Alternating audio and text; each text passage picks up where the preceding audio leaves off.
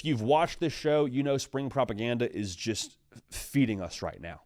Anytime I see it on my social media, whether it's Twitter or Instagram, it's just like a shot of caffeine to the frontal cortex of my brain. It lets you know, hey, football's around the corner. Football is being practiced. It's being played in an 11-11 setting behind closed doors. And some of the social media teams across the country are doing the Lord's work and posting what I would call spring propaganda on their socials, and we appreciate them for it. So I want to go through a couple of the best spring propaganda pieces we've seen to this point in the very young thing that is the spring practice season in college football. Let's go out to Boulder, Colorado, though. This one hit the timeline before we went on the air here. Julian Lewis battling for the quarterback job with Caden Salter. Colorado put out this piece, or this clip. Dude's dropping an absolute dime. Notice the slow motion to accentuate the spiral, outside shoulder, drop it in a basket in front of the safety, and the Shador celebration. Look at the swag on the guy, dude. Little glance at the camera one more time for good measure. Off the back foot, effortless, put it in the freaking bucket. Again, it's spring practice.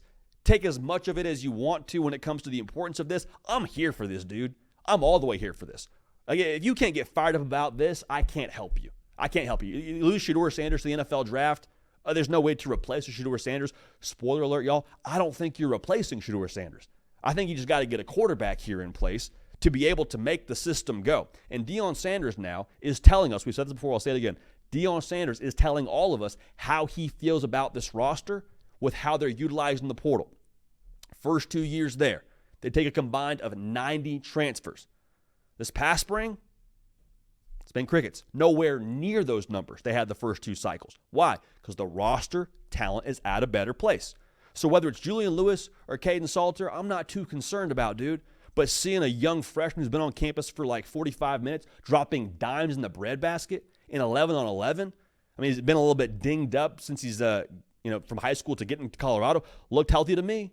The swag, I mean, the Shador there from him, I was a fan of that, dude. That made me fired up. And the intel on him around spring practice so far, Julian Lewis that is the accuracy for him has been one of the better parts of his game coming to Colorado.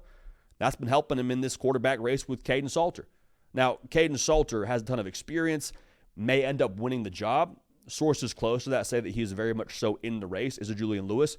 But I want to make sure we just get ahead of this. Even if Caden Salter wins the job, he's going to have to win that job, I think, every single day during the fall as well. Because as talented as Julian Lewis is, if he's not starting week 1, could be his job week 5, could be his job week 7. Like, I'm just saying, you're going to have to, if you're Caden Salter, pay rent every single day on that QB1 job. Now, are we saying that's the case just because of that throw? Not necessarily, but it gets the juices flowing. If you're a Colorado fan, you got to feel good about the fact that if that's not your starting quarterback next season, he's backing up Caden Salter. What's Caden Salter doing, bro? What was he doing during spring practice? Colorado socials hope y'all put some of that propaganda out there for us as well. We'd love to see it and talk about it. But with that being said, that's a good vibe for all the Colorado fans. Colorado does not need to take a step back in 2025 in the Big 12. You lose Travis Hunter and Shador Sanders like we spoke to. That's not a small thing. But the Big 12 is like a freaking yard sale, man. You're walking into that thing. It is chaos. You have no idea what you're going to find. You have no idea what you're about to roll up on, man.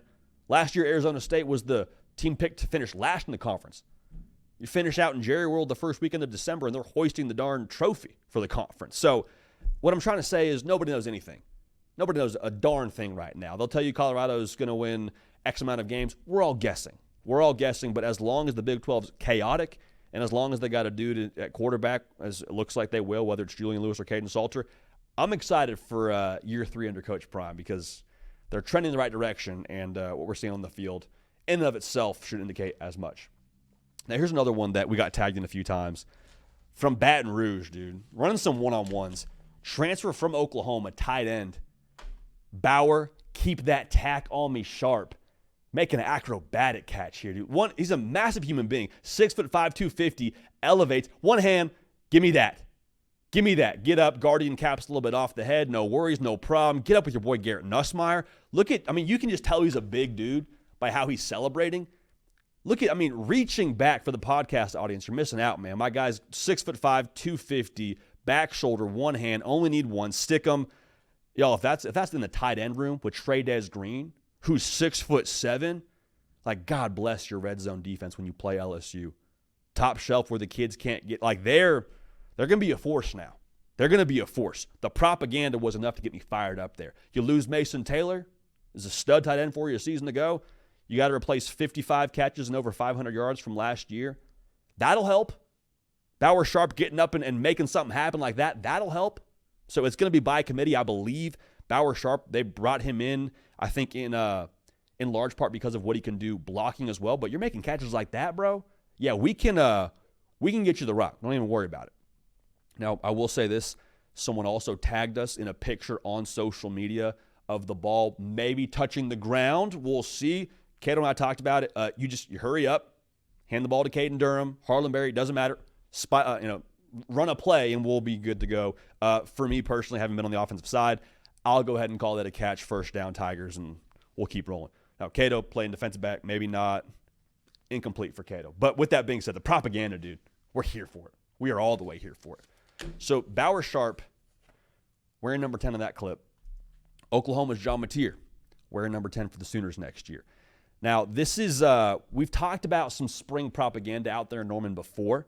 The social team out there is crushing it, dude. Whatever they're doing out there, give them a raise because they're delivering heaters right now on the social media side of things when it comes to video content from practice. John Mateer is mic'd up here during this clip talking to his guys. You can't hear it if you're watching on YouTube or podcast, but basically he tells his guys, hey, listen, if we score, we're getting a celly. Look at this. Back shoulder, Javonte Gibson, Ben Arbuckle hitting the zombie land.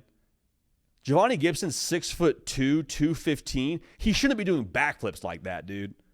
Should not be happening. Now, we have beat the John Mateer excitement on this show to absolute death, but let's look at this. Checks it, back shoulder, hit my guy. It looks like back shoulder at least. Back foot at least to Javonte Gibson. Again, if you're an Oklahoma fan, don't listen to that small voice in your head telling you to be responsible right now. Don't do it, dude. You scored 21 points a game last year. So far, the social media team has put up, if you're making the extra point, 14 points throughout spring practice. Get juice, bro. Get juice. The offense is going to be different. It's going to look different. And I'll say this, too. You go check the mentions under those social media posts from the Oklahoma faithful.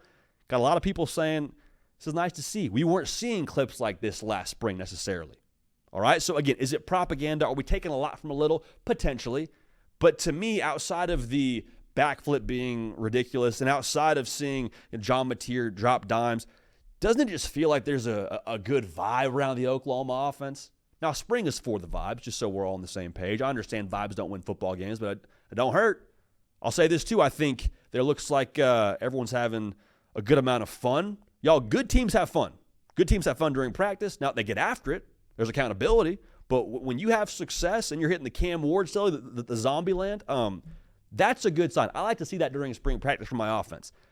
Cato and I were also talking before the show, and I wanted to run this by him before I said it on the air because I think it's, again, I have an offensive bias having played the offensive side of the football. Caden, having come from the defensive side of the football, multiple time All-Sun Belt safety, neither here nor there. During the first few spring practices, like Oklahoma's rolling through right now, those practices usually lean towards the defense. Offensive installs are a little bit more simple.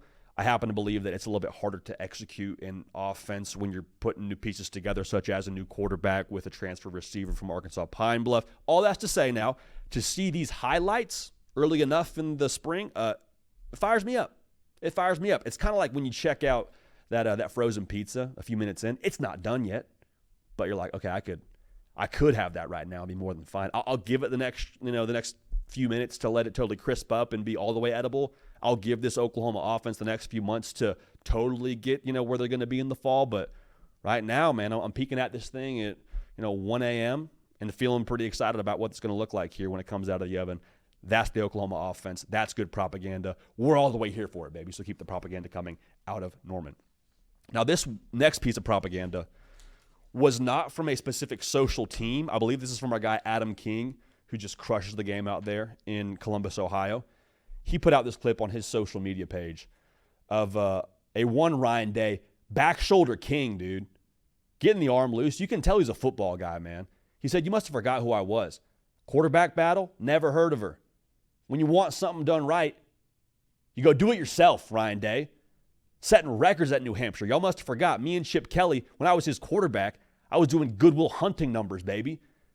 Tavian St. Clair, Julian St. Lee, and Keenholz? No. Ryan Day, starting week 1 for Ohio State, baby. Nice spiral on there, making it look effortless. I'm just saying, we got all this talk around Diego Pavia getting more time and all his eligibility, but Ryan Day can't get a nod to maybe have another year of eligibility and throw it around for the Buckeyes. I'm just saying, dude, the back shoulder looks like he's got a few more reps in him, but neither here nor there. So appreciate everyone contributing to the spring propaganda. It makes our heart happy, and it's so fun this time of year. This paired with March Madness, it's enough to hold you over for a little bit longer.